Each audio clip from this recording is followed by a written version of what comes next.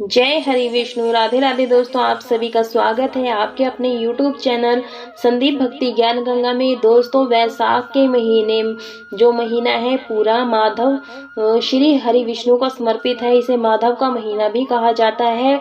जो लोग वैसाख के पूरे महीने में स्नान दान आदि करते हैं और व्रत रखते हैं तो उसे पीपल सींचने की जो कहानी है जरूर से सुननी चाहिए। जो माधव का महीना है, वैसाख का महीना है, इसमें हम बहुत महत्वपूर्ण पौधों की पूजा करते हैं, जैसे पीपल का वृक्ष, वट वृक्ष का, आकड़े का और अशोक का, तुलसी जी का। इस तरह से हम पूजन करते हैं। ये सब हरि विष्णु जी को समर्पित है, तो इनके भाव भी अलग अलग हैं। तो इन्हें हर एक वृक्ष की अपनी एक कथा होती है, कहानी होती है। जो लोग व्रत रखते हैं उसे कथा जरूर से सुननी चाहिए। तो मैं ये वीडियो आपके साथ इसी में कहानी पीपल को सींचने की कहानी शेयर करूंगी आपके साथ। वीडियो को बड़े ध्यान से सुनिएगा और अंत तक सुनिएगा, स्किप मत कीजिएगा। बहुत ही अच्छी कहानी है, सुनने में बहुत आनंद आएगा। तो कहानी इस प्रकार से है। एक बूढ़ा ब्राह्मण था, वह रोज पीपल को जल से सींचता था। एक बूढ़ा ब्राह्मण था, वह रोज पीपल को जल से सींचता था। पीपल में से रोज एक लड़की निकलती और कहती, पिताजी मैं आपके साथ जाऊंगी। यह सुनते सुनते बूढ़ा दिन ब दिन कमजोर होने लगा। तो बुढ़िया ने पूछा कि क्या बात है। बूढ़ा बोला कि पीपल से एक लड़की निकलती है और कहती है वह भी मेरे साथ चलेगी। बुढ़िया बोली कि कल से ले आना उस लड़की को। जहाँ 6 लड़कियां पहले से ही हमारे घर में हैं, वहाँ 7वीं लड़की और सही। अगले दिन बूढ़ा उस लड़की को घर ले आया। घर लाने के बाद बूढ़ा ब्राह्मण आटा मांगने गया तो उसे पहले दिन की अपेक्षा ज्यादा आटा मिला था। जब बुढ़िया वह आटा छानने लगी तो लड़की ने कहा कि लाओ माँ, मैं छान देती हूँ। जब वह आटा छानने बैठी तो पारात भर गई। उसके बाद माँ खाना बनाने जाने लगी तो लड़की बोली कि आज रसोई मैं बनाऊंगी, मैं जमाऊंगी। तो बुढ़िया बोली कि ना, तेरे हाथ जल जाएंगे। लेकिन लड़की नहीं मानी और वह रसोई में खाना बनाने गई तो उसने तरह तरह के 3600 व्यंजन बना डाले और आज सभी ने भरपेट खाना खाया। इससे पहले वह आधा पेट भूखा ही रहते थे। रात हुई तो बुढ़िया का भाई आया और कहने लगा कि दीदी मैं तो खाना खाऊंगा। बुढ़िया परेशान हो गई कि अब खाना कहाँ से लाएगी। लड़की ने पूछा कि क्या बात है माँ। उसने कहा कि तेरा मामा आया है और रोटी खाएगा, लेकिन रोटी तो सबने खा ली है, अब इसके लिए कहाँ से लाऊंगी। लड़की बोली कि तू चिंता मत कर, मैं बना दूंगी। और वह रसोई में गई और मामा जी के लिए 3600 व्यंजन बना दिए। मामा ने भरपेट खाना खाया और कहा भी कि ऐसा खाना इससे पहले उसने कभी नहीं खाया है। बुढ़िया ने कहा कि भाई तेरी पामनी भांजी है, उसी ने बनाया है। शाम हुई तो लड़की बोली कि माँ चौका लगा के चौके पर दिया जला देना, कोठे में मैं सो जाऊंगी। बुढ़िया बोली कि ना बेटी, तू डर जाएगी। लेकिन वह बोली कि ना, मैं ना डरूंगी, मैं अंदर कोठे में ही सोऊंगी। वह कोठे में ही जाकर सो गई। आधी रात को लड़की उठी और चारों ओर आंख मारी तो धन ही धन हो गया। वह बाहर जाने लगी तो एक बूढ़ा ब्राह्मण सो रहा था। उसने देखा तो वह कहा कि बेटी तू कहाँ चली। लड़की बोली मैं तो दरिद्रता दूर करने आई थी, अगर तुम्हें इस दूर करवानी है तो करवा लो। उसने बूढ़े के घर में भी आंख से देखा तो चारों ओर धन ही धन हो गया। सुबह सवेरे उठे तो लड़की को ना पाकर उसे ढूंढने लगे कि पावनी बेटी कहाँ चली गई। तो बूढ़ा ब्राह्मण बोला कि वह तो लक्ष्मी माता थी जो तुम्हारे साथ में मेरी दरिद्रता भी दूर कर गई। हे लक्ष्मी माता, जैसे आपने उनकी दरिद्रता को दूर की वैसे सबकी करना। कहानी अच्छी लगी हो तो शेयर जरूर करना। माँ लक्ष्मी आपके भंडार सोने से भर दे। लक्ष्मी माता की जय, पीपल देव की जय। अब एक और कहानी, पीपल पथवारी की कहानी। एक गुजरी थी, उसने अपनी बहू से कहा कि तू दूध दही तो बेच। वह दूध दही बेचने गई। वैसाख का महीना था।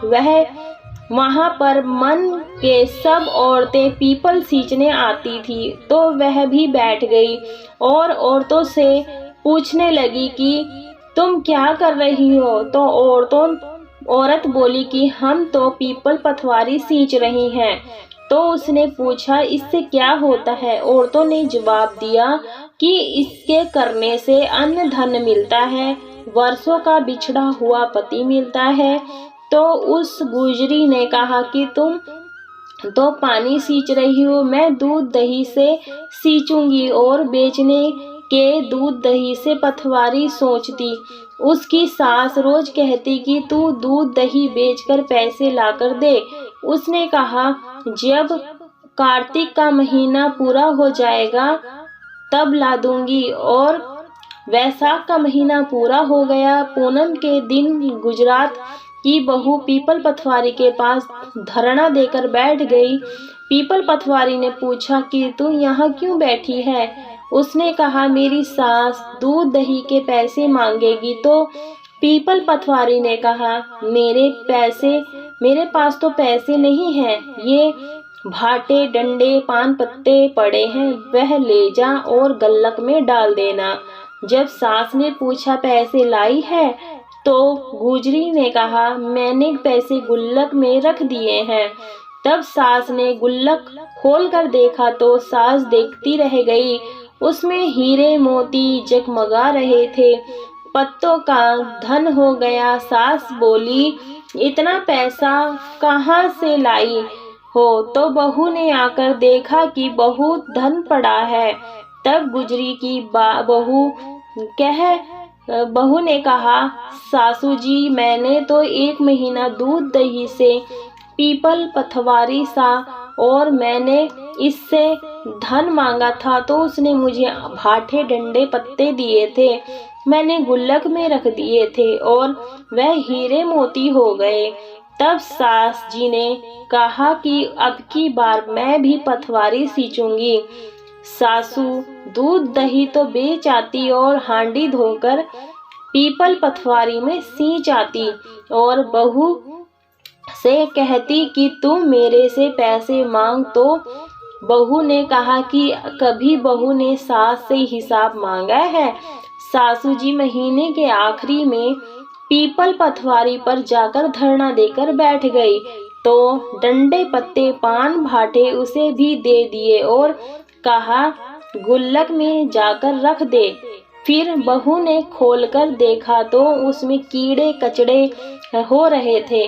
बहू ने सास से कहा यह क्या है। तो सास देखकर बोली कि पीपल पथवारी ने तेरे को अन्न धन दिया और मुझे कीड़े मकोड़े दिए।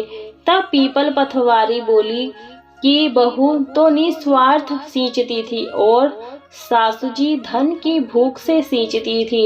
इसलिए हे पीपल भगवान पथवारी माता, जैसे बहू पर प्रसन्न हुए वैसे सब पर प्रसन्न होना। तो ये थी दोस्तों पीपल पथवारी की कहानी। और जैसा हम करते हैं वैसा फल हमें जरूर मिलता है। तो इस तरह से हमें ध्यान रखना है, हमें अपने पूजा पाठ के कर्मों में ध्यान देना है कि हमें किस प्रकार से निस्वार्थ भाव से भगवान की पूजा करनी चाहिए।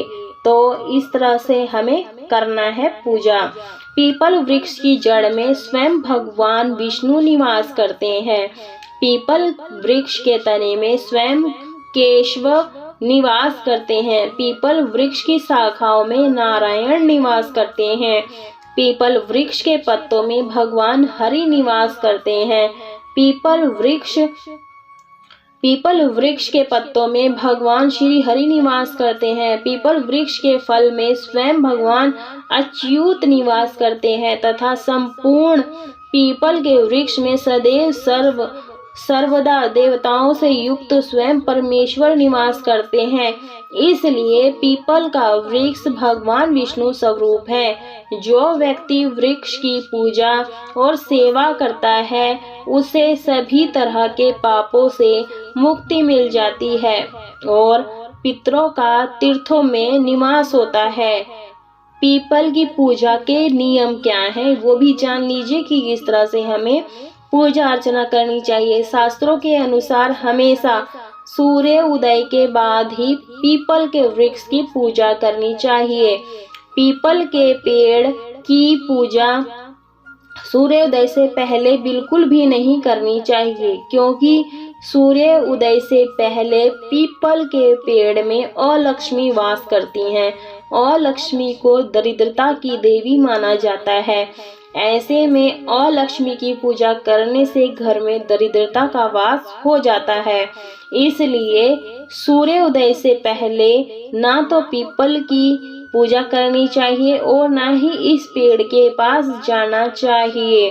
तो दोस्तों ये थी कुछ नियम और भगवान पीपल के वृक्ष में निवास करते हैं, ये था विश्वास आस्था। तो दोस्तों इस प्रकार से हमें वैशाख महीने में पीपल के वृक्ष को सींचने की एक थी कहानी। जो लोग ये व्रत करते हैं पूरे महीने उन्हें ये कहानी जरूर से सुननी चाहिए, तभी व्रत पूर्ण माना जाता है, संपूर्ण माना जाता है। और वैशाख के महीने में तिल दान, गुड़ दान, गेहूं दान का विशेष महत्व होता है। तो हो सके तो आप वैशाख के अंतिम 3 दिनों में भी ज़्यादा से ज़्यादा दान करके पुण्य के भागी बन सकते हैं। और हो सके तो आप मीठा जल भी हर एक व्यक्ति को पिला सकते हैं। लोगों को छबील लगा करके मीठा पानी भी बांट करके पुण्य प्राप्त कर सकते हैं। और जो ज़्यादा ज़रूरतमंद है, जिसे भोजन की ज़रूरत है, उसे भोजन खिलाइए। 5 अंधे या जो भी जितने भी अंधे व्यक्ति मिल जाएं तो उन्हें खिचड़ी ज़रूर खिलाइए। घी खिचड़ी खिलाने से आपको धन की कमी नहीं रहती और ज़्यादा ही आपको लक्ष्मी आपके घर में निवास करती हैं। और जो ज़रूरतमंद हैं उन्हें कपड़े का दान जरूर से करें। हो सके तो काले सफ़ेद दान कर सकते हैं या फिर दोनों डबल शेड, मतलब काले और सफ़ेद एक ही रंग में हो, एक ही कपड़े में हो, वो भी आप दान कर सकते हैं। इससे हमें जो हमारे शरीर पर शनि ग्रह की 7.5 ढैया होती है वो भी हमारे पास से समाप्त हो जाती है और घर में सुख शांति मिलती है। अगर हमारी आत्मा खुश है, दूसरों की सहायता करने के बाद भी हम खुश हैं, तभी हमारे को इस पूजा का करने का विशेष फलों की प्राप्ति होती है। तो दोस्तों अगर ये वीडियो थोड़ी सी भी जानकारी आपको पसंद आती है तो वीडियो को लाइक शेयर जरूर कीजिए और कमेंट बॉक्स में जय हरि विष्णु लक्ष्मी नारायण जरूर से लिखिए। और हाँ, अगर हमारे चैनल पर आप पहली बार आए हैं तो चैनल को सब्सक्राइब कर लीजिए ताकि आने वाला हर नोटिफिकेशन आप सभी को सबसे पहले मिल सके।